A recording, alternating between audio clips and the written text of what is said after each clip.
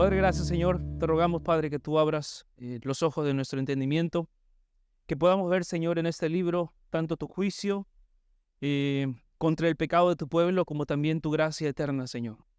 Te rogamos, Señor, que hoy a través de la predicación de tu palabra podamos ver la condición de nuestras almas, que podamos ver tu santidad, Señor, y tu justicia más de cerca, Señor. Pero que también podamos reflexionar acerca de cómo tú has preservado a tu remanente para ser tu pueblo, Señor. Para que nosotros reflexionemos al ver cómo tú nos has cuidado, cómo tú nos has guardado, que somos una nación santa, un linaje escogido. Padre Santo, que esta carta, que este libro sirva de exhortación en nuestras vidas y también sirva de ánimo, Señor, para que vivamos conforme a tu voluntad. En el nombre de Jesús. Amén. Bueno, vamos a ver un poquito de contexto antes de entrar al mismo Sofonías. ¿Dónde estamos? ¿Se acuerdan en Joel que dimos un resumen del Antiguo Testamento? Vamos a hacer el resumen del resumen, ¿ok? Algo chiquito nomás, ¿ya? Dios creó al hombre, Adán y Eva, ¿verdad? Ellos pecan y son expulsados del jardín. Sus hijos Caín y Abel tienen conflictos. Caín mata a Abel. Tras varias generaciones de corrupción, Dios decide acabar con la humanidad, salvando solo a Noé y su familia. 10 generaciones después, Abraham y Sara reciben la promesa de una gran familia. Tienen a Isaac, quien se casa con Rebeca, y tienen a Jacob y a Esaú. Jacob, llamado Israel, es padre de los 12 fundadores de las tribus de Israel, José. Uno de ellos es vendido por sus hermanos por celos, y posteriormente ellos van a Egipto durante una hambruna y su hermano los perdona y les provee. Más tarde los israelitas son esclavizados y Dios envía a Moisés para liberarlos con 10 plagas. Reciben los 10 mandamientos, pero desobedecen y vagan por el desierto 40 años. Moisés muere y Josué lleva a Israel a la tierra prometida y la divide entre las tribus. Dios levanta jueces como Débora y Sansón para liderar, pero el pueblo pide un rey. Saúl es el primer rey, seguido por David, quien mata a Goliat y es conocido por su arrepentimiento. Su hijo Salomón, sabio pero débil en dominio propio, divide el reino tras su muerte. El reino del norte es conquistado por Asiria en 722 o 723 a.C., y ahí viene Sofonías, que se escribe en el 104 a 114 años después de que el reino del norte sea tomado por Asiria. Y lo que profetizó se haría realidad 50 años después. O sea, lo que vamos a escuchar el día de hoy, la profecía de Sofonías, 50 años después va a hacerse realidad. Esta profecía de Sofonías se hizo realidad cuando el reino del sur fue llevado cautivo por Babilonia, la gran ciudad del rey Nabucodonosor. Así que todo esto nos coloca en perspectiva, una perspectiva más clara del Antiguo Testamento, pero a pesar de esto, siempre con los profetas menores hay un poco de confusión. Y una de las razones por las cuales hay bastante confusión con los profetas menores es porque no están en orden cronológico. Si tú lees los profetas menores, te confundes un poco porque no están en orden cronológico. Así que vamos a darle un orden cronológico. Primero, el primer profeta menor es Joel. Joel es el primero que escribe en el 830. Luego sigue Jonás.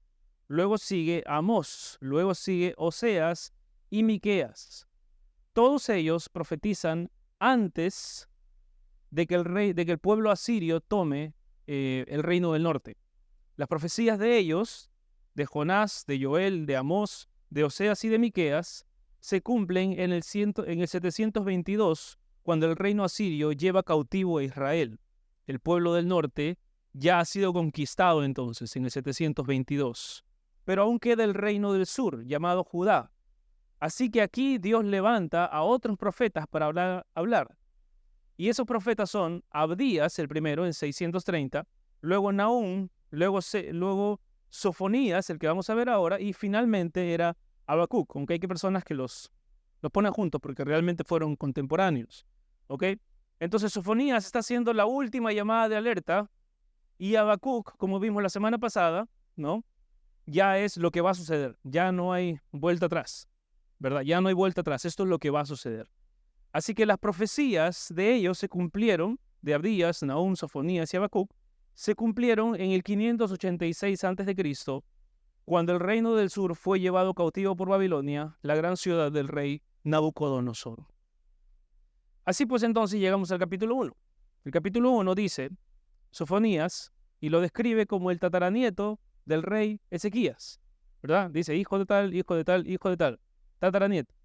Profetizó durante el reinado de Josías, ya que él, Sofonías, era tataranieto de Ezequías y Josías era rey. Algunos comentaristas sugieren que había una relación entre ellos, ¿no? De repente era su primo lejano o un primo cercano. Uno de los buenos reyes de Judá era Josías, uno de los pocos que se pueden recordar.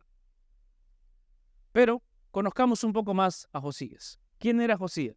¿A los cuántos años comenzó a reinar? A los 8 años, ¿verdad? En 2 de Crónicas, capítulo 34, versículos 1 al 7, dice, de 8 años era Josías cuando comenzó a reinar, y 31 años reinó en Jerusalén. Este hizo lo recto ante los ojos de Jehová, y anduvo en los caminos de David, su padre, sin apartarse a la derecha ni a la izquierda.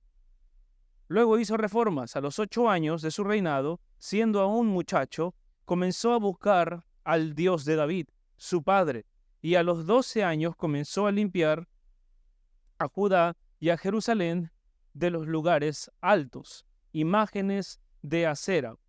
Ojo que dice imágenes de acera, hermanos, no imágenes de cera. ¿Okay? Acera era una diosa, la diosa madre, diosa de la fecundidad, igual que Baal, quien era visto como el dios de la fertilidad, el que controlaba el sol, la luna, las estrellas, la lluvia, y por esas razones lo adoraba. Entonces Baal y la diosa Acera eran como que los dioses de la fertilidad y de la fecundidad. Ellos eran los que la gente adoraba en esos tiempos si quería tener una familia grande, que era la señal de la bendición de Dios. Entonces, Josías hacía eso, tumbaba las estatuas, las imágenes fundidas. Versículo 4. Y derribaron delante de él los altares de los Baales, e hizo pedazos las imágenes del sol que estaban puestas encima. Despedazó también las imágenes de acera, las esculturas y estatuas fundidas, y las desmenuzó. Imagínense, ¿no? Las desmenuzó, ¿no? Josías sabía lo que tenía que hacer, ¿no? Ojo, que si leen con cuidado en los pasajes anteriores, van a ver que después de 8 años de su reinado, ¿verdad? Ahí ya tenía 16, ¿verdad? Y dice, y después de 12 años, ¿ok? Entonces ya 16 más 12, ¿no? Ya estaba más mayorcito, ¿ok? Porque hay personas que confunden que a los 12 años él estaba desmenuzando ídolos por ahí, ¿no? Ya estaba un poco más grande, tenía un poco más de poder y más convicción de lo que tenía que hacer. Así que derrumbaba todas esas imágenes, las fundía y las desmenuzaba y la esparcía el polvo sobre los sepulcros. Imagínense el celo de Josías por Dios, por la santidad de Dios. Y quemó además los huesos de los sacerdotes sobre sus altares y limpió a Judá y a Jerusalén. Lo mismo hizo en las ciudades de Manasés, Efraín, Simeón y hasta Neftalí, y en los lugares asolados alrededor. Y cuando hubo derribado los altares y las imágenes de acera, y quebrado y desmenuzado las esculturas, y destruido todos los ídolos por toda la tierra de Israel, volvió a Jerusalén. ¿Verdad? Eso es como que tarea completa. Josías, un hombre completamente ejemplar. No se ve más adelante una caída, una falla, un desvío. Se ve que hizo algo muy bien. Pero al final de su vida, ahí hay unas cosas que estudiar. No es del tema, así que pueden estudiarlo ustedes ahí. ¿Cómo murió Josías? Googleenlo ahí, investiguen. ¿Qué piensan ustedes? Si fue orgullo o no fue orgullo, necedad o no necedad. ¿Ok? Así que Josías inició algunas reformas radicales en toda la nación. Sofonías debió haber estado predicando en paralelo a Habacuc y también en paralelo a Jeremías, antes de que Josías comenzara sus reformas. Y tal vez se deba en parte a la obra de Sofonías entre el pueblo, que entonces el rey Josías tuvo tanto éxito, por la predicación también de Sofonías. Y Josías tuvo éxito en hacer que la nación volviera a estar en armonía con la voluntad de Dios durante su reinado. ¿Okay? Como vemos, el pueblo siempre fluctuante, ¿verdad? Por un tiempo se sometía, pero acá nos dice que durante el tiempo de Josías ellos estaban siendo fieles, pero según la historia sabemos que finalmente Dios terminó mandando el castigo a través de Nabucodonosor. Así que ese es el contexto. Ya entendimos el contexto un poquito, ahora sí vamos al libro puro. Vamos a ver este libro en 3 pequeños puntos. Bueno, 2 pequeños puntos y uno más grande. ¿Ok? Primer punto, los pecados de su pueblo. Ese con mayúscula, de su pueblo, del pueblo de Dios. Los pecados de su pueblo. El segundo punto va a ser los pecados de los pueblos. ¿Ok? Los colindantes a Israel. Los pecados de los pueblos. Y el tercer punto es el remanente de Dios. ¿Ok? Los pecados de su pueblo, los pecados de los pueblos o el pecado del pueblo. Y tercero, el remanente de Dios. ¿Ok? ¿Listos? Muy bien, vamos. Punto 1. Los pecados de su pueblo. ¿Cuál fue el pecado de Israel? ¿Cuál fue el pecado más constante de Israel? La idolatría. La idolatría. El pueblo de Israel había adoptado a dioses paganos en ese tiempo dentro de sus tradiciones. Ellos construían sus casas con un solo piso y una escalera exterior que los llevaba hacia un techo plano de la casa, como si fuera una azotea sin apoyabrazos. Así eran las casas en Israel. Y en estos techos planos, los filósofos cuentan, ¿no? Desde mucho antes, que también eran las casas para ellos así, y para ellos la televisión era el cielo, pues, ¿no? Llegaban las 6 de la tarde, no tenían nada que hacer los filósofos, decían, todo está oscuro, no vamos por allá, nos va a comer un animal, quedémonos encima de la casa y miremos las estrellas. Y ellos estudiaban las estrellas y escribían, y ahí salen todas las ciencias de observación del cielo cuando no había luz, cuando no había nada. Pero los israelitas tienen un concepto diferente del mirar las estrellas. Ellos veían esto como una forma de adoración a Baal, porque para la cultura de ese tiempo, Baal era el creador del universo. No, el creador del universo no. Era el dios de la luna, el dios del sol, el dios de las estrellas. Entonces ellos subían ahí y a veces construían pequeños altares en sus techos para decir adoración a Baal. Por eso dice en Sofonías capítulo 1, versículos 4 al 6, el Señor dice, extenderé mi mano sobre Judá y sobre todos los habitantes de Jerusalén, y exterminaré de este lugar los restos de Baal y el nombre de los ministros idólatras con sus sacerdotes, y a los que sobre los terrados se postran al ejército del cielo, y a los que se postran jurando por Jehová y jurando por Milcom, y a los que se apartan en pos de Jehová, y a los que no buscaron a Jehová ni le consultaron.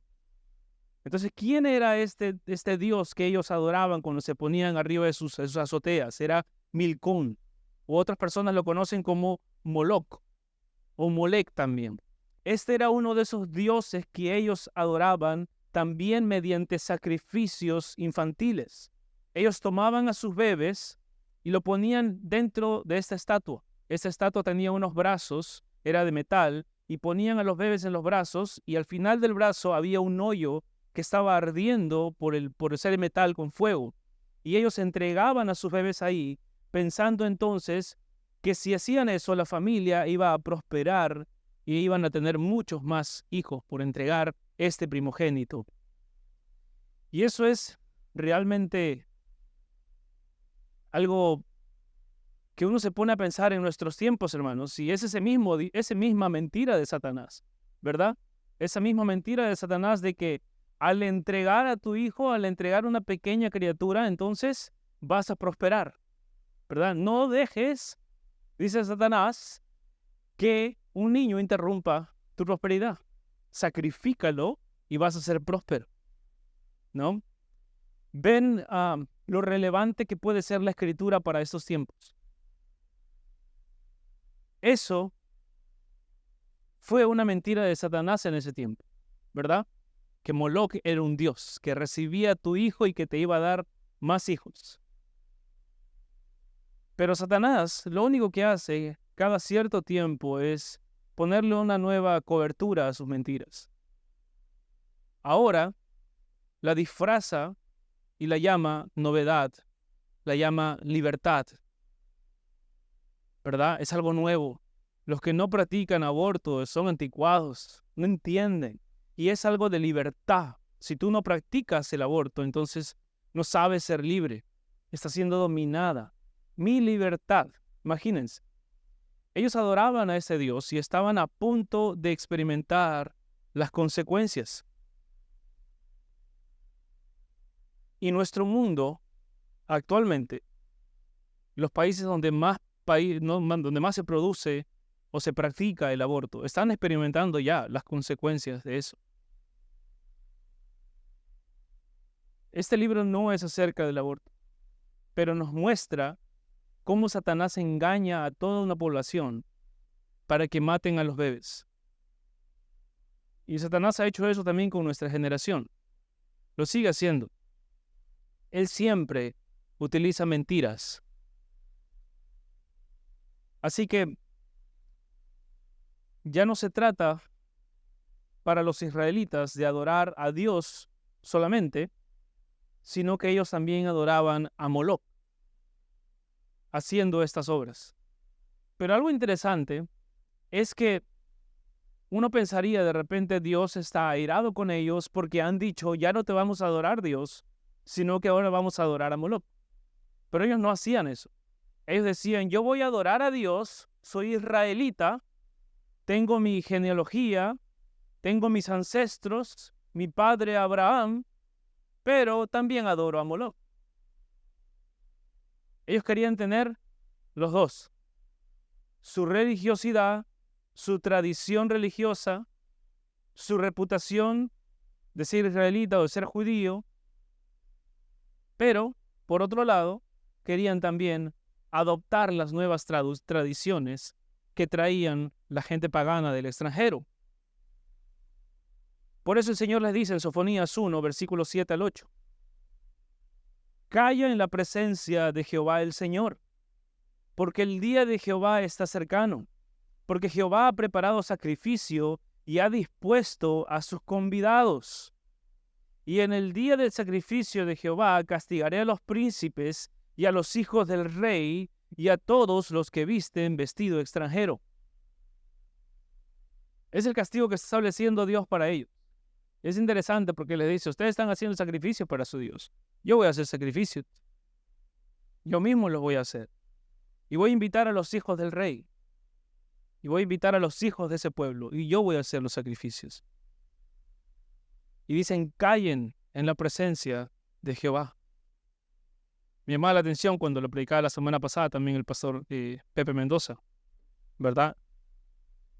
Él decía, cállate la boca, ¿no? Y me llamaba la atención eso, ¿verdad? Porque ¿cuántas veces hablamos de piedad, prometemos de piedad? Y esta semana leí Eclesiastés y decía, cuando te acerques al trono de Dios, cuida tus palabras, redúcelas, no hagas promesa y luego vayas a hacer otra cosa. El Señor es santo, hermanos. No podemos prometer compromiso y no seguirlo. No podemos cantar, oh, cuánto amamos ver que Cristo regrese. No, te esperaremos, Señor. Te anhelo, Señor.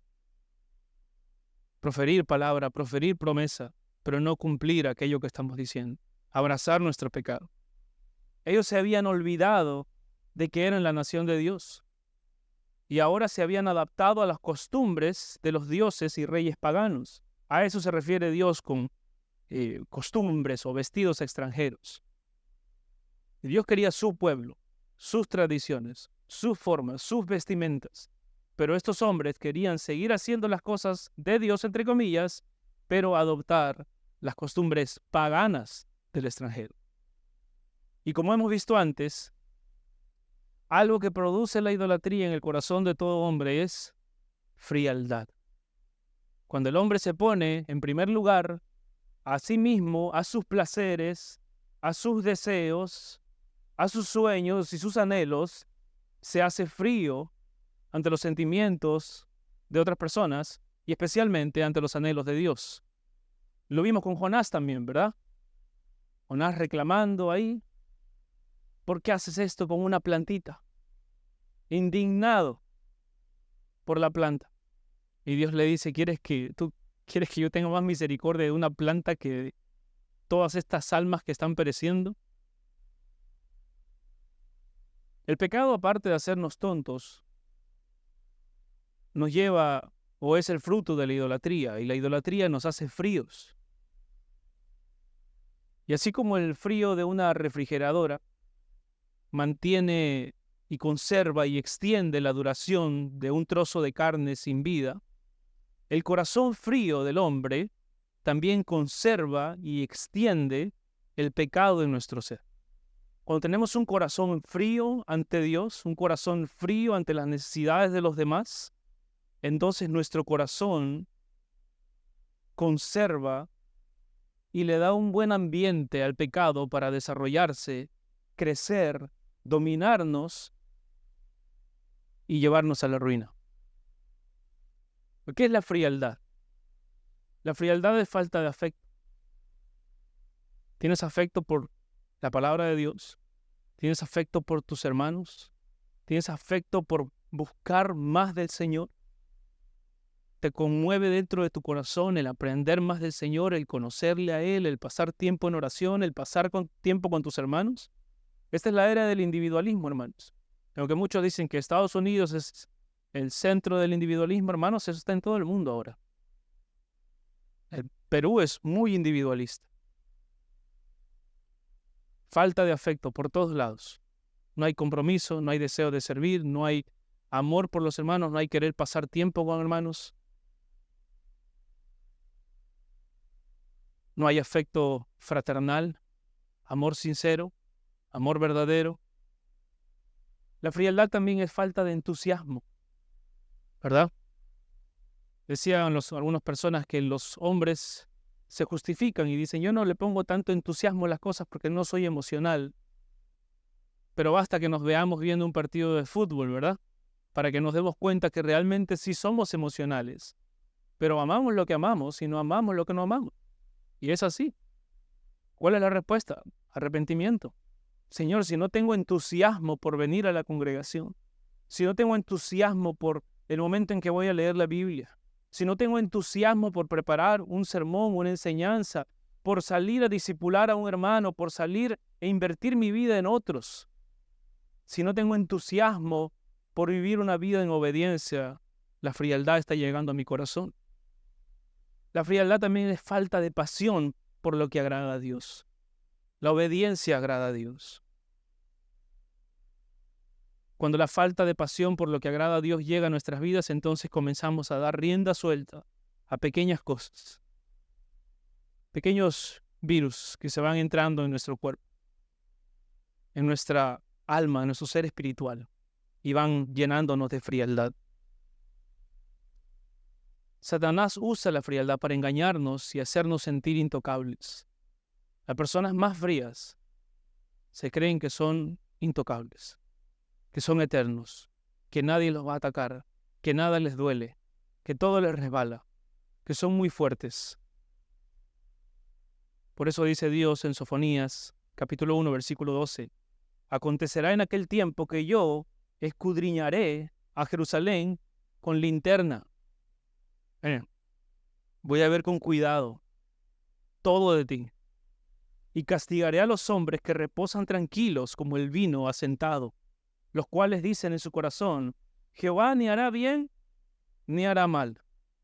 Por tanto, serán saqueados sus bienes y sus casas asoladas. Edificarán casas, mas no las habitarán, y plantarán viñas, mas no beberán el vino de ellas. El Señor dice, yo voy a examinar todo tu ser con linterna. Hermano, no hay tal cosa, no existe tal cosa como pecado oculto delante de Dios. No existe tal cosa como voy a pecar porque nadie me ve.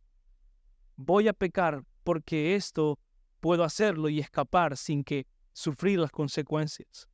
Dios dice, voy a escudriñar con linterna a mi pueblo y castigaré a los hombres que reposan tranquilos como el vino asentado, ¿verdad? El vino añejo que tiene tantos años ahí, sin moverse, sin decir ni hacer nada. Y los cuales dicen en su corazón, o sea, no lo están diciendo con su boca, pero lo piensan. Dicen en su corazón, ¿verdad? Ante la tentación, ante las decisiones corruptas, ante las decisiones incorrectas, no éticas, no morales. Dicen, Jehová no hará ni bien ni hará mal. Yo vivo mi vida como sea, Dios nunca me ha castigado, Dios nunca me ha bendecido. Yo vivo mi vida como quiera. ¿Se dan cuenta qué acto de rebeldía es eso? Pensar que Dios deja que cometamos pecados sin que nosotros experimentemos las consecuencias. Las vamos a experimentar. Leíamos hace unas semanas en Habacuc que la venganza de Dios, Él dice, yo voy a venir. Está confirmado. Pero no te voy a decir cuándo. Y cuando el Señor dice que va a regresar, dice, voy a regresar como ladrón en la noche. Y nadie sabe el día que voy a regresar. Temamos de aquel que tiene una venganza prolongada. Temamos de aquel que puede tomar nuestras almas y arrojarlas al infierno. Cuando nosotros nos rebelamos ante Él, cuando decimos amar a Dios, pero vivimos una vida corrupta para nuestros placeres y solamente para nuestra idolatría propia. Y dice, por tanto, serán saqueados sus bienes y sus casas asoladas. Edificarán casas, mas no las habitarán, y plantarán viñas, mas no beberán de ellas. ¿Qué significa esto? Todos los logros que tú tengas te van a ser arrebatados. Y todo lo que emprendas no va a funcionar. Bueno, ¿cuándo fue la última vez que tuviste a Dios o un ángel de Dios entrar a una casa y saquear todas sus cosas? ¿O cuándo fue la última vez que viste a Dios derrumbando los negocios de los hombres para que edificando no habitaran y plantando no cosecharan? ¿Cómo hizo Dios esto con su pueblo Israel? ¿Cómo les quitó todo lo que ellos tenían? ¿Fue Dios mismo? ¿Se metió ángeles? No.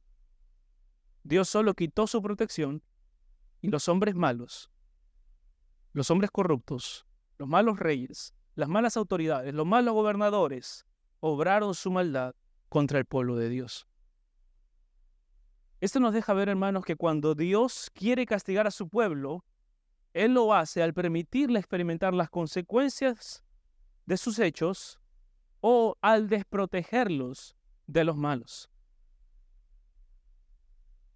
Esto nos debe llevar a pensar, hermanos, en algo muy importante. Uno como cristiano se puede engañar a sí mismo y convencerse de que es una víctima del sistema. Yo soy una víctima del sistema político corrupto. ¿Y sabes qué? Me voy a pasar todos los días señalando a los demás. Y voy a señalar todos los días el mal que hacen los corruptos, gobernantes, políticos o aquellos que se oponen al cristianismo. Porque no tengo nada que examinarme yo, ¿verdad? La persona que está apuntando solamente afuera, Dios está mostrando en este libro, hey, de repente tu catástrofe viene porque eres rebelde. De repente tu catástrofe viene porque estás buscando idolatría. De repente tu catástrofe viene por tu frialdad de corazón ante Dios. Quizá Dios está permitiendo todas estas catástrofes para que veas las consecuencias de la idolatría, para que veas las consecuencias de la frialdad, para que veas las consecuencias de vivir una doble vida, un doble discurso, que digo por un lado amo a Dios, pero por otro lado abrazo mi pecado, mi egoísmo y mis placeres. Es el mensaje de un profeta. Es duro, hermanos. Yo no quiero que nadie aquí que está sufriendo algo injusto, que ha sufrido algo injusto, piense, quizá Dios me lo mandó. No. Pero por otro lado, no puedo callar el mensaje del profeta. Hay personas que están sufriendo cosas, que están pasando catástrofes, que están pasando injusticias, que están pasando dolores, y que lo único que hacen es mirar afuera y todo el mundo está mal. pero yo no quiero examinarme nada. Y de repente lo que hace falta es arrepentimiento. Hay personas que quieren una bendición de Dios en alguna área y no se les da. Y de repente no es que Dios tiene un mejor plan, sino que tu rebelión no te permite experimentar esa bendición. Y esto no es evangelio de la prosperidad, hermanos, es el profeta. Honra a Dios y serás bendecido. Es lo que está diciendo el profeta. Yo me puedo ir a Eclesiastés ahorita y decirte que los justos mueren y padecen de hambre. Pero este es el mensaje de Sofonías. El mensaje de Sofonías es este. Por la idolatría de su corazón y por la frialdad del pueblo de Dios, muchos pueblos viven catástrofes. Y los proverbios los respaldan. El sabio y justo vive en paz, pero el necio sufre. ¿De dónde viene tu sufrimiento? ¿De desobediencia a Dios? Arrepiéntete. Pídele a Dios que te ayude a pasar tu sufrimiento. Pero evalúa, ¿de dónde viene mi sufrimiento? Esa es una pregunta que Sofonías pone en nuestras mentes. ¿De dónde vienen mis catástrofes? ¿Y cuántas veces, hermanos, lo único que hay que hacer es decir, Señor, perdóname? Yo mismo me busqué esto. Y tú permitiste que yo experimente esto. ¿Por qué? Como aprendimos la semana pasada en Habacuc. Manda, Señor, toda la disciplina que quieras mandar, dice Habacuc. Porque todas las veces que he visto a tu pueblo ser disciplinado, le ha hecho bien. Y ha sido de bendición. Entonces, Señor, manda tu disciplina. Y yo miraré de lejos. Y simplemente sabré que tú estás obrando en mi vida. Dios no quiere que vivamos una doble vida. Diciendo como el pueblo de Dios, yo adoro a Dios, pero también a otros dioses. Por eso Sofonías 1:14 dice, cercano está el día grande de Jehová, cercano y muy próximo. Es amarga la voz del día de Jehová, gritará allí el valiente. Día de ira, aquel día de angustia y de aprieto, día de alboroto y de asolamiento, día de tiniebla y de oscuridad, día de nublado y de entenebrecimiento, día de trompeta y de algazara sobre las ciudades fortificadas y sobre las altas torres, y atribularé a los hombres, y andarán como ciegos, porque pecaron contra Jehová, y la sangre de ellos será derramada como polvo, y su carne como estiércol. Ni su plata ni su oro podrá librarlos en el día de la ira de Jehová, pues toda la tierra será consumida con el fuego de su celo, porque ciertamente destrucción apresurada hará de todos los habitantes de la tierra. ¡Wow! ¿Esa exhortación para quién es? ¿Para los asirios? ¿Para el pueblo de Nínive? No, eso es para Israel. Está diciendo santidad. Santidad quiere Dios. No pueden vivir haciendo dobleteo de Dios. Ellos decían amar a Dios y tenerlo como su Dios, pero confiaban en su tradición, en sus dioses o en sus riquezas. Por eso Dios dice, tu religión no va a hacer nada. Y si vas a derramar polvo como Josías, no va a ser con otros dioses ahora, va a ser con ustedes. Y tampoco, ni siquiera tus riquezas van a poder sustentarse. Pero en nada de eso podemos poner nuestra esperanza. Si eres rico, no podrás comprar protección en el día del Señor. No hay seguro para ese día. Si eres pobre, no te garantiza la protección del Señor. Si eres religioso, ¿está tu religión haciéndote más santo? Lo que el Señor quiere es un corazón contrito y humillado, como leía Isaías un momento en el Salmo. Corazón contrito y humillado no despreciará Jehová. No importa cuánto tengas, no importa cuánto no tengas, no importa si eres religioso tradicional, santidad. Santidad a su pueblo, santidad a Dios. El pecado del pueblo de Dios era entonces la idolatría, y la idolatría había dado fruto, frialdad ante Dios. Veamos nuestro segundo punto. El pecado de los pueblos. El pecado de los pueblos. Para entender este punto debemos recordar siempre que Dios es todopoderoso y es Dios sobre toda la tierra, no solamente sobre Israel, no solamente sobre su iglesia. Dios es Dios sobre toda la tierra. Uno de los ejemplos más claros que tenemos de que Dios es Dios sobre toda la tierra y Él establece su juicio sobre toda la tierra es el diluvio. En este segundo capítulo, Sofonías, de Sofonías, Dios juzga a las naciones que rodeaban a Israel y que lo atacaban constantemente. Dios permitió que estas naciones atacaran a Israel. Sí, dijo, ¿sabe qué? Mi pueblo es rebelde. Voy a dar libertad de que los puedas atacar. Voy a quitar mi protección. Ustedes lo pueden atacar y hacerles padecer, porque ellos volverán entonces a mí. Pero también yo le he llamado la niña de mis ojos y ustedes van a padecer por atacar a mi pueblo. Es increíble, ¿verdad? Dios es justo. Dios dice, tú no eres mi cómplice, ¿verdad? Yo solamente estoy cuidando a mi pueblo y mejorando mi pueblo, porque sé que en la aflicción ellos crecen, pero tú vas a ser juzgado. ¿Pero por qué vas a ser juzgado? ¿Cuál era el pecado de los pueblos? La soberbia. El pecado de los pueblos era la soberbia. Su soberbia les llevó a menospreciar a Dios. Ellos sabían quién era Dios. ¿Se acuerdan cuando los marineros se encuentran con Jonás? Y él dice, sí, vengo huyendo de Jehová. Y ellos, ¿qué? No puede ser. Tenemos un enemigo de Jehová en el barco, aviéntalo. ¿Verdad? Ellos conocían quién era Dios. Por eso Dios les dice aquí, ustedes han menospreciado, me han menospreciado a mí. Yo les di libertad de atacar a mi pueblo, pero la decisión de atacarlo fue de ustedes. Y ustedes han atacado a mi pueblo, me han menospreciado, han atacado a mi pueblo. Específicamente, la palabra que utiliza Sofonías es, se engrandecieron. Se engrandecieron. ¿Te sientes grande? ¿Te sientes muy capaz de todo? ¿Verdad? ¿Tienes corazón de adolescente aún?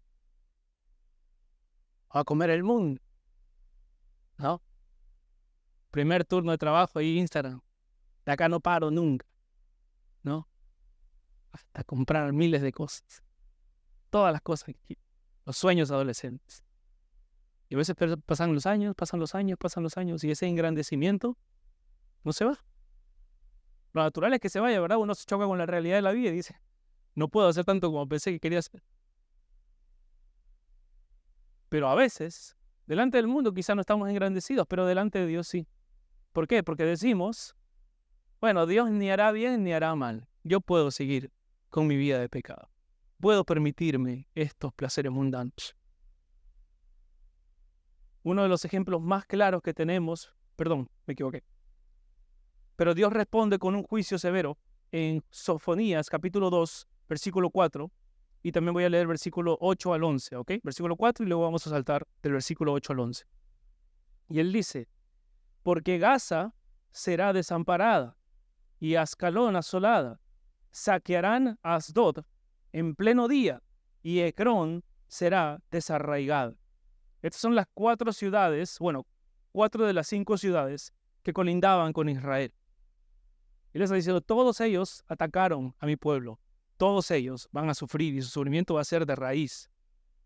Yo he oído las afrentas de Moab y los denuestos de los hijos de Amón, con que deshonraron a mi pueblo y se engrandecieron, ¿dice dónde? Sobre su territorio. Por tanto, vivo yo, dice Jehová. Vivo yo es una frase como que lo prometo, dice Jehová de los ejércitos, Dios de Israel, que Moab será como Sodoma y los hijos de Amón como Gomorra, campo de ortigas y mina de sal y asolamiento perpetuo. El remanente de mi pueblo los saqueará y el remanente de mi pueblo los heredará. Qué fuerte, ¿verdad? Y es interesante que a pesar de lo que ha hecho Israel, Dios está diciendo, mi pueblo va a recuperar esa tierra. Pero no está usando la palabra Israel, está usando la palabra remanente. Y después vamos a ver qué es eso. Versículo 10. Esto les vendrá por su soberbia. Aquí está el versículo, ¿verdad? ¿Cuál fue el pecado de los pueblos? Esto vendrá por su soberbia, porque afrentaron y se engrandecieron contra el pueblo de Jehová de los ejércitos. Terrible será Jehová contra ellos, porque destruirá a todos los dioses de la tierra, y desde sus lugares se inclinarán a él todas las tierras de las naciones. Wow, hermano, cada versículo es como, no puede ser. Así es Dios también, ¿verdad? Quizá alguien al final se va a acercar y va a decir, Pastor Martín, hoy día he predicado a un Dios terrible. Y aquí dice, terrible será Jehová contra ellos. No puedo hacer más que predicar la palabra. Lo decía hace unas semanas, hay cosas que uno no quiere predicar y más en los profetas menores. Humanamente, no le vas a caer bien a las personas, pero el pueblo de Dios va a crecer, porque va a ver a Dios santo. Porque cuando venga la tentación va a decir, terrible es Jehová con aquellos que se van en contra de él. Y desde sus lugares se inclinarán a él todas las tierras de las naciones. Así que Dios hará justicia contra aquellos que atacan al pueblo de Dios. Pero algo muy interesante en este capítulo es que Dios menciona a un remanente y dice que ese remanente tomará la herencia y hace un contraste.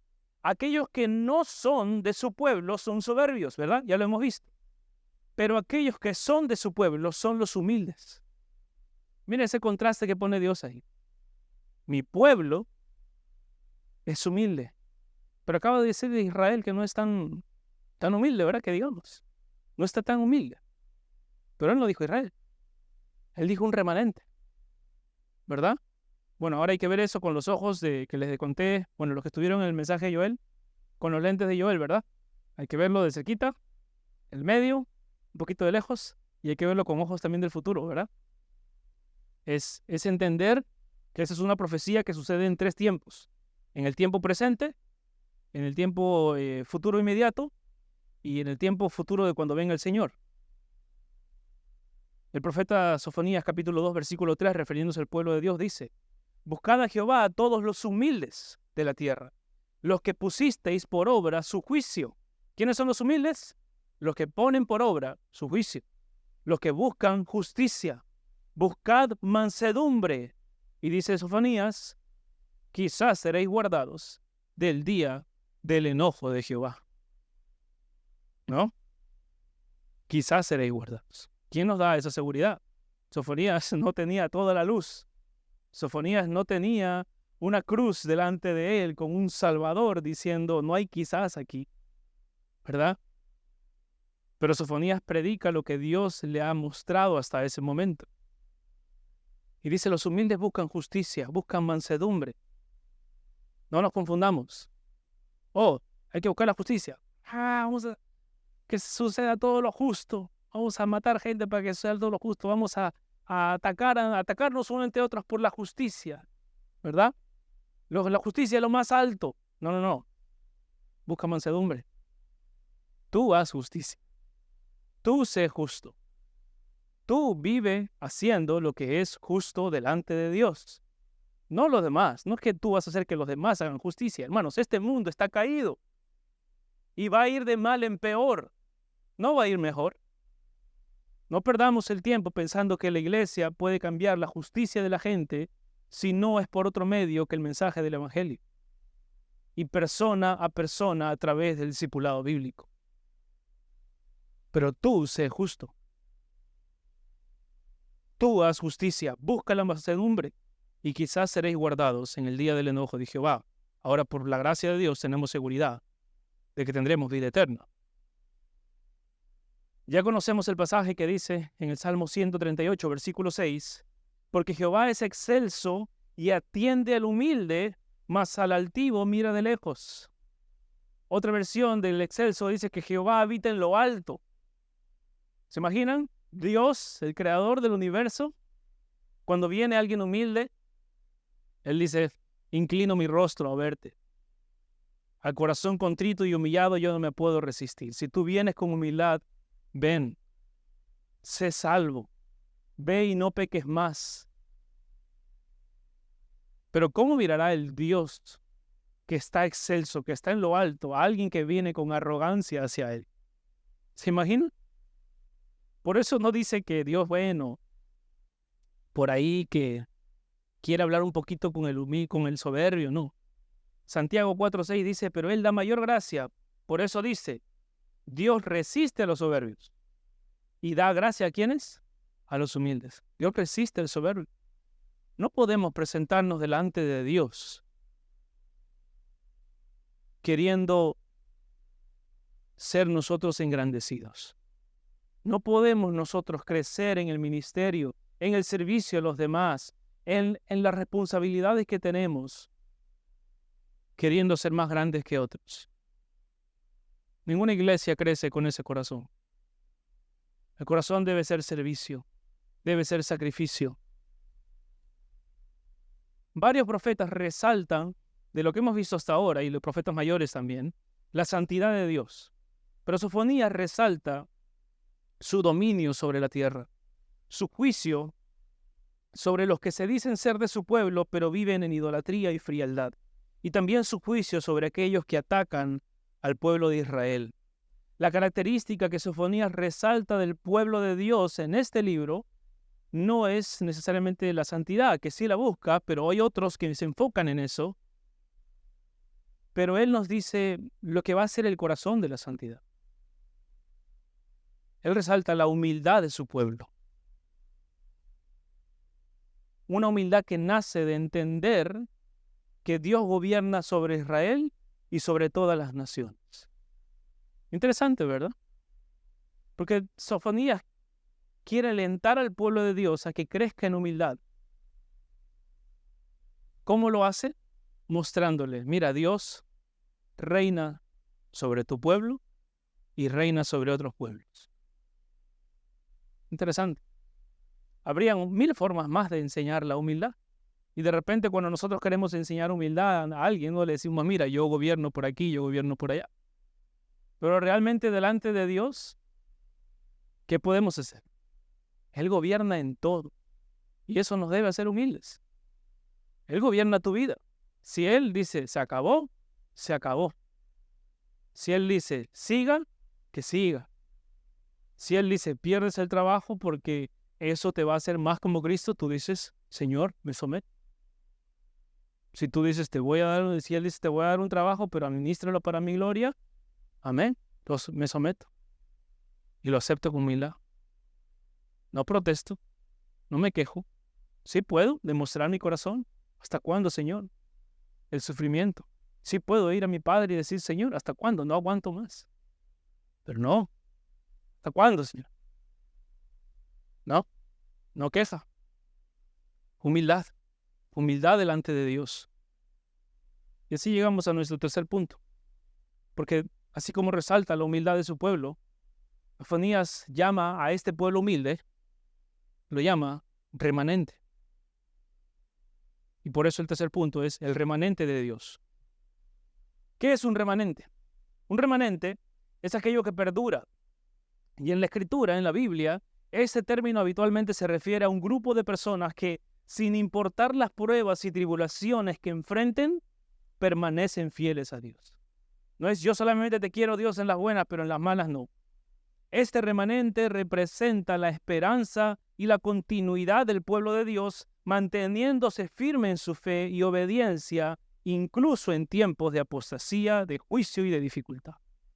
El que no persevera a través de eso es semilla que cayó en espinos o semilla que cayó en pedregales. Pudo haber señales como que daba fruto, pero si no persevera en la humildad, en la santidad, en someterse al Señor, no está dando fruto de ser realmente el remanente de Dios. Porque el remanente de Dios persevera en humildad, en obediencia. El remanente de Dios es conformado por aquellos que, a pesar de las dificultades, siguen confiando en las promesas de Dios y viviendo conforme a sus mandatos, perseverando y preservando la fe y la devoción en su Señor. Ese remanente huye de la idolatría y de la frialdad, y por el contrario, persigue la humildad y la santidad. Eso es un remanente. Ahora, ¿por qué será necesario un remanente? ¿Verdad? Porque Dios siempre habla de un remanente. ¿Por qué será necesario un remanente?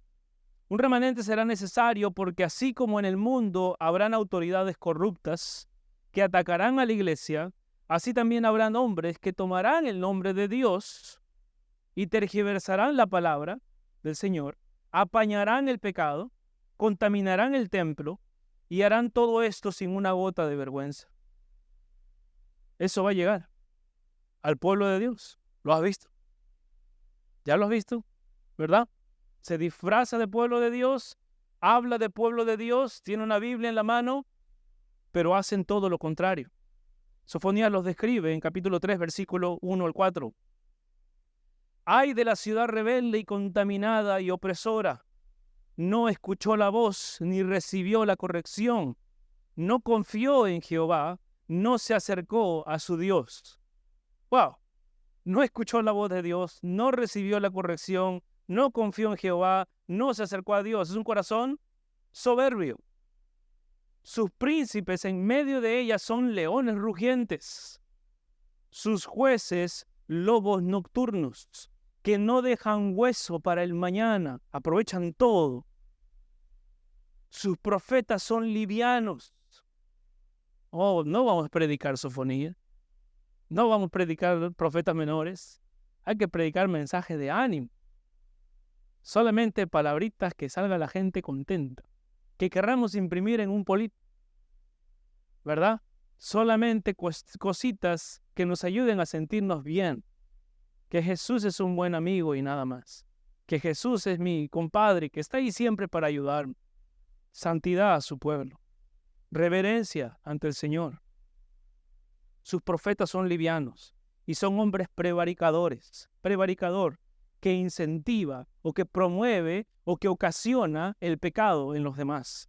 Claro. Ve a un lugar donde se predique livianamente y tendrás gente que incluso habiendo creído practicará una vida de pecado porque no tienen predicación de la palabra del Señor. No están llevando la guía y están sufriendo por eso.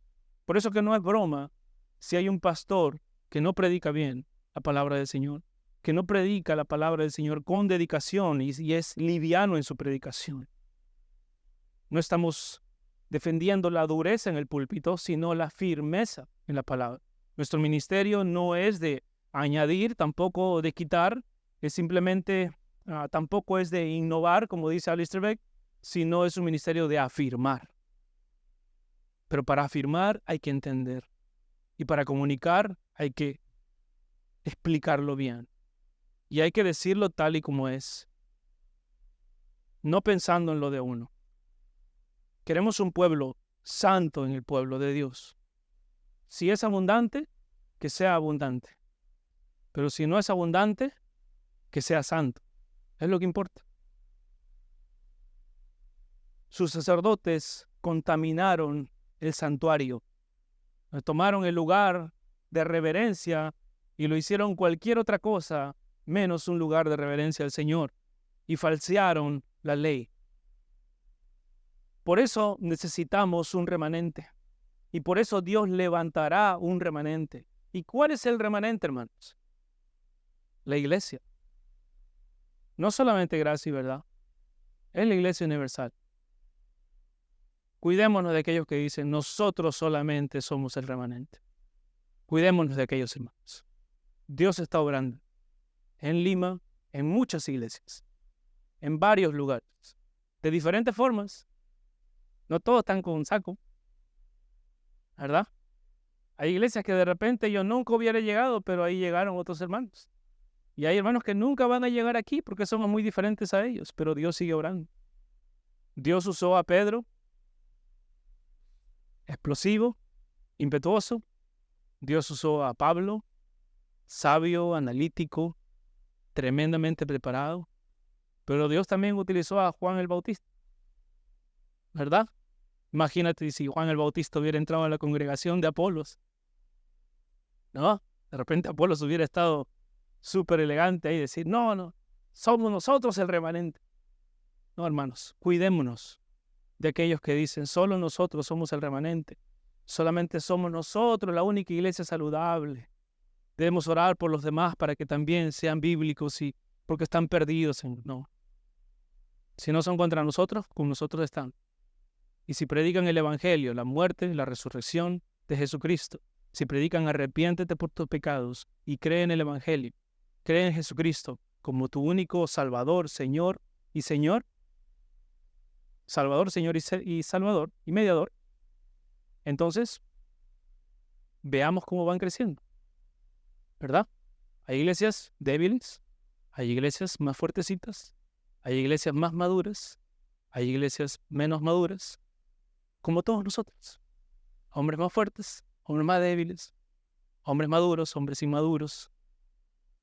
Guardémonos de señalarnos a nosotros como los únicos, como el remanente. Yo conocí una iglesia que se llamaba El Remanente. Pero los amo y son iglesias del Señor. Ese nombre me pareció así como, uy, solamente ellos. ¿Dónde quedé yo? ¿No? ¿Dónde quedamos todos, no? Guardémonos de eso, hermanos. Muy fácil podemos hacer eso con la Escritura.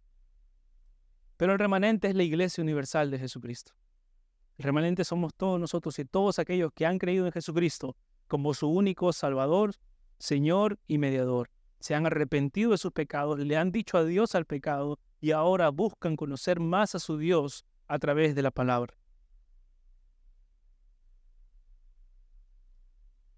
Sofonías capítulo 3, versículo 9 al 13 dice, en aquel tiempo devolveré yo a los pueblos, y aquí está hablando del remanente, en aquel tiempo devolveré yo a los pueblos pureza de labios, para que todos invoquen el nombre de Jehová. Miren lo que está haciendo, no está hablando solamente de Israel, está hablando de los pueblos, para que invoquen el nombre de Jehová, para que les sirvan de común consentimiento. De la región más allá de los ríos de Etiopía me suplicarán. La hija de mis esparcidos traerá ofrenda. Versículo 11. En aquel día no serás avergonzada por ninguna de tus obras con que te rebelaste contra mí. Miren, este versículo es pura misericordia, pura gracia de Dios con su remanente. Piénsalo, es para ti. En aquel día no serás avergonzado por ninguna de tus obras con que te rebelaste contra mí, porque entonces quitaré de medio de ti a los que se alegran en tu soberbia. No vas a estar ya rodeado de la gente que incentivaba tu rebelión. Te voy a poner aparte de ellos. Y las cosas que tú te rebelaste contra mí, ya no voy a permitir que lo hagas. Y nunca más te ensoberbecerás en mi santo monte. Y dejaré en medio de ti un pueblo humilde y pobre, el cual confiará en el nombre de Jehová. El remanente de Israel no hará injusticia ni dirá mentira, ni en boca de ellos se hallará lengua engañosa, porque ellos serán apacentados y dormirán, y no habrá quien los atemorice. Hermanos, está hablando aquí no de un estado de Israel, está hablando de nuestro estado futuro. ¿Cuántos anhelamos que el Señor regrese? ¿De verdad? ¿O quieres todavía vivir un poquito más esta vida? ¿Quieres comprar algo, viajar y conocer Europa? No, ¿verdad? Que venga ya mismo. ¿O quieres seguir todavía cargando con tu pecado y tu batalla? No. El cristiano anhela cada día que el Señor venga, porque está harto de su pecado, porque está harto de sus tentaciones y porque anhela ver el rostro de Jesucristo. Los afectos entrañables y familiares, quiero ver a mi padre, quiero ver a mis hijos crecer, quiero ver a otros, todo eso es entendible.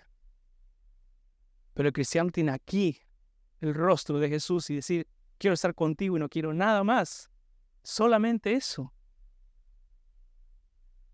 Nosotros somos ese remanente. Y Cristo ama a ese remanente. Nosotros somos el pueblo de Dios, como dice 1 de Pedro capítulo 2, versículo 9. Pero ustedes son linaje escogido, real sacerdocio, nación santa, pueblo adquirido por Dios, a fin de que anuncie las virtudes de aquel que los llamó de tinieblas a su luz admirable. Ustedes que en otro tiempo no eran pueblo, ahora son pueblo de Dios. No habían recibido misericordia, pero ahora han recibido misericordia. Ahora voy a leerte estas características, hermano, pero quiero que pienses en el libro de Sofonías. Dios quiere de su pueblo humildad.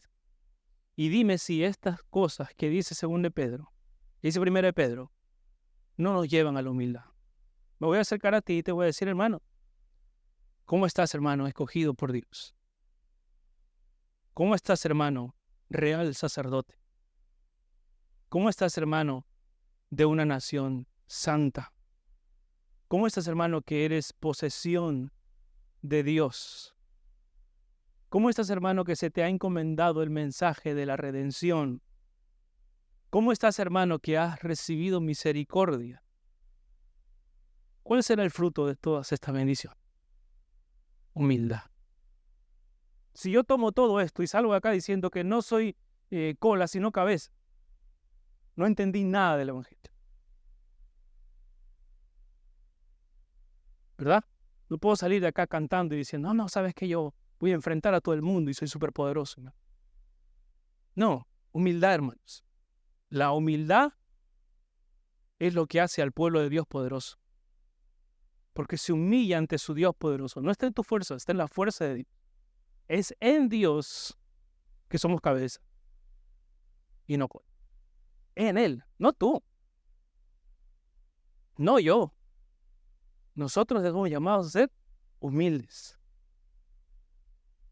Es humildad. No frialdad. No idolatría.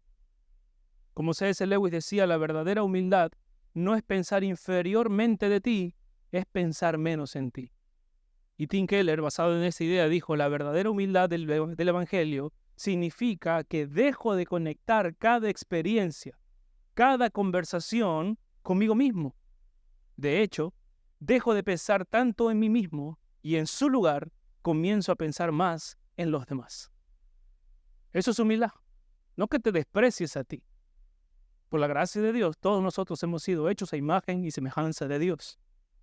La humildad no es que nos despreciemos, aunque sí que aborrezcamos nuestra carne, nuestro pecado. Pero la humildad es servicio sacrificial. La humildad es dejar de pensar en mí y pensar más en los demás. La humildad falsa de este mundo dice que la humildad es igual a la pobreza. Si es pobre, es humilde, ¿verdad? O si la persona dice, no soy bueno para nada, no sé hacer nada. Ah, qué humilde. No, tampoco. No eres ni humilde ni bueno. O pensar también que nadie te quiere, ¿no? Nadie me quiere, todos me odian. Eso no es humildad. De hecho, en esos 3 ejemplos hay más orgullo que cualquier otra cosa, porque todo está enfocado en quién. No me quieren, no me aman, no me dan. ¿Verdad? No me quieren, yo no puedo dar, soy bueno para nada, y también nadie me dio nada, no tengo nada. Todo está enfocado en mí. Orgullo. Humildad es pensar en los demás, pensar en tu Señor, pensar en cómo servir a Dios y cómo servir a tu prójimo. Cuando tenemos humildad no podemos abrazar la idolatría y la frialdad, porque estaremos ocupados sirviendo a nuestro prójimo. Cuando tú estás ocupado sirviendo, como el Señor Jesucristo decía, que Él salía, miraba y sentía compasión. ¿Qué espacio hay ahí para la frialdad? ¿Qué espacio hay ahí para la soberbia? ¿Qué espacio hay ahí para la idolatría? No hay ese espacio, porque estoy ocupado sirviendo a los demás. Porque estoy ocupado, preocupado por los demás. ¿Me puedo afanar un poco en eso también? Sí, debo cuidarme de eso. Pero es mejor estar pensando más en los demás, aunque sea mucho de sus problemas, para ayudarles, que estar solamente pensando en, buenos días, Sol, ¿qué me vas a dar hoy? ¿Quién me va a atender? ¿Quién me va a servir? ¿De qué me voy a acomodar? ¿De quién me voy a servir? ¿Qué familia, qué persona de qué familia o de qué persona me voy a beneficiar el día de hoy? Eso no es humildad. El remanente de Dios es humilde. Pero algo que nos enseña Sofonías es también que Dios, así como se deleita en la humildad de su pueblo, también se deleita con el humilde. Y eso es algo maravilloso del libro, y así termina el libro. Ahorita vamos a terminar. Dios no solamente se deleita en que busques vivir en humildad, hermano. No solamente dice, oh, qué bien, mi hija, mi hijo está viviendo en humildad, me deleito, gracias. No, dice aquí que Él se deleita con el humilde. Mira, estoy viviendo en humildad, déjame acercarme contigo. Quiero celebrar contigo esa humildad. Y mira cómo lo hace. Jehová dice, Sofonías capítulo 3, versículo 14 al 20. Canta, oh hija de Sión, canta, hermano, canta. Da voces de júbilo, oh Israel. Gózate y regocíjate de todo corazón, hija de Jerusalén. Jehová ha apartado tus juicios. Jehová ha echado fuera tus enemigos. Jehová es rey de Israel en medio de ti. Nunca más verás mal. Hermano, estas son tus palabras de bienvenida al cielo, ¿ok? Regocíjate, canta de corazón, hija de Jerusalén. Jehová ha apartado tu juicio. Ya no tienes más juicio, ya se acabó todo.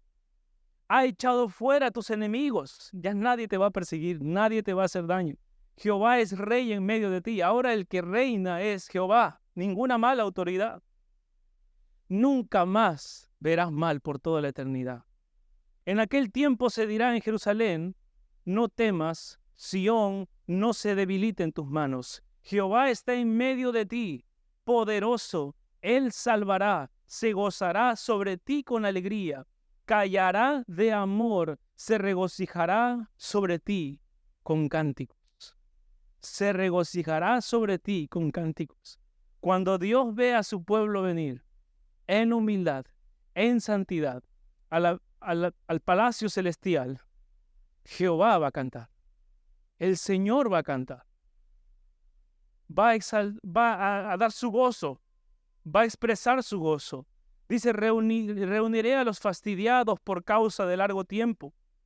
Tuyos fueron, para quienes el oprobio de ella era una carga. He aquí, en aquel tiempo yo apremiaré a todos tus opresores y salvaré a la que cojea y recogeré la descarriada y os pondré por alabanza y por renombre en toda la tierra. En aquel tiempo yo os traeré, en aquel tiempo os reuniré yo, pues os pondré para renombre y para alabanza entre todos los pueblos de la tierra.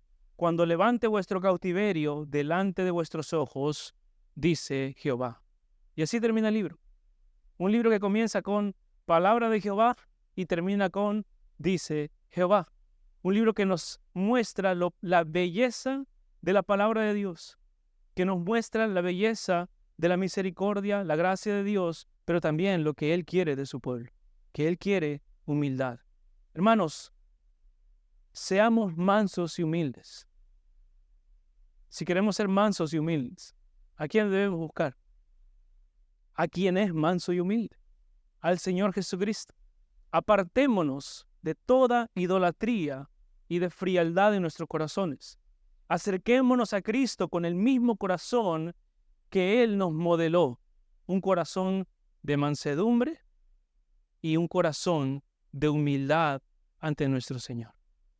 Amén. Oremos. Padre, cuánto anhelamos, Señor, el regreso de nuestro Señor Jesucristo. Anhelamos, Señor, ese regreso porque sabemos que viviremos todo esto que acabas de decir en Sofonías, Señor. Que entraremos a tu palacio celestial y tú cantarás con nosotros, Señor. Que habitaremos contigo por la eternidad y nadie nos perseguirá, nadie nos podrá hacer daño y todas nuestras afrentas habrán sido perdonadas, Señor. Todos nuestros pecados habrán sido perdonados. Gracias, Padre. Señor, que esa realidad nos haga humildes, Señor.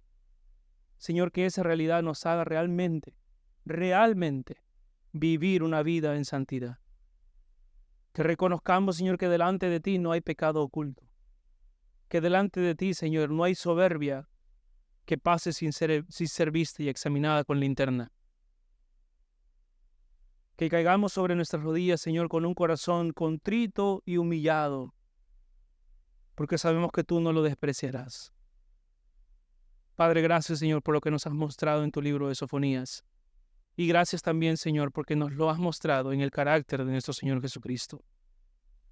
Gracias, Señor, porque Él vivió el ejemplo, el máximo ejemplo de ser un hombre humilde, a pesar de ser Dios. Quien siendo Dios, no vio tal cosa como algo a que aferrarse, sino que se despojó de sí mismo. haciéndose obediente hasta la muerte y muerte de cruz. Padre, danos esa humildad. No tenemos nada de que jactarnos, ni un respiro de que jactarnos, Señor. ¿Cómo no vamos a ser humildes, Señor, ante ti? ¿Cómo no vamos a ser humildes ante nuestros hermanos? Padre, humilla nuestros corazones, Señor. Y si es a través de aflicción, Señor, como dijo tu siervo Habacuc también, lo recibiremos, Señor, porque sabremos que tú obras para bien en todos. Gracias, Padre. En el nombre de Jesús oramos. Amén.